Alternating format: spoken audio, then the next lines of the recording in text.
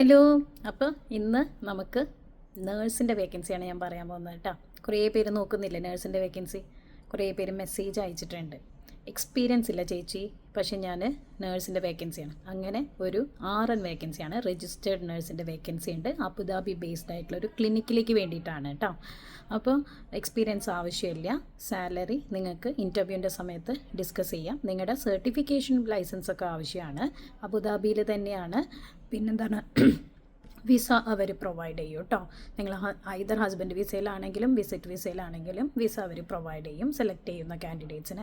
Okay. അപ്പോൾ പെട്ടെന്നായിക്കോട്ടെ. കുറേ പേർക്കുള്ള ഒരു പരാതിയാണ്, ചേച്ചി എനിക്ക് എവിടെയും എക്സ്പീരിയൻസ് ഇല്ലാത്തവർക്ക് പറ്റിയൊരു നേഴ്സിൻ്റെ വേക്കൻസി ഉണ്ടെന്ന്. ക്ലിനിക്കിലേക്ക് വേണ്ടിയിട്ടാണ്, പക്ഷേ എൻട്രി ലെവൽ എന്നുള്ള സ്ഥിതിക്ക് നിങ്ങൾ അവിടെ കയറണം എന്നാണ് എൻ്റെ അഭിപ്രായം. വലിയ വലിയ ഹോസ്പിറ്റൽ നോക്കി പോവാതെ.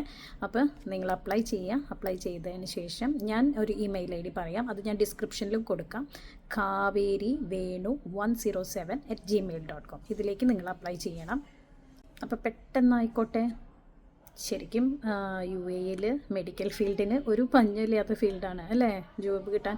എന്നാലും എനിക്ക് വരുന്ന മെസ്സേജസൊക്കെ കണ്ടിട്ട് എനിക്ക് അത്ഭുതമാണ്. ഇവരൊക്കെ ഇത്രയും അധികം ജോബ് നോക്കിയിട്ടും നേഴ്സിൻ്റെ വേക്കൻസി ഇവർക്ക് ജോബ് കിട്ടുന്നില്ലെന്ന്. അപ്പോൾ അങ്ങനെയുള്ളവർക്ക് വേണ്ടിയിട്ടാണ് കേട്ടോ. അപ്പോൾ പെട്ടെന്ന് അപ്ലൈ ചെയ്തോളൂ, വേഗം ആയിക്കോട്ടെ. ഓക്കെ.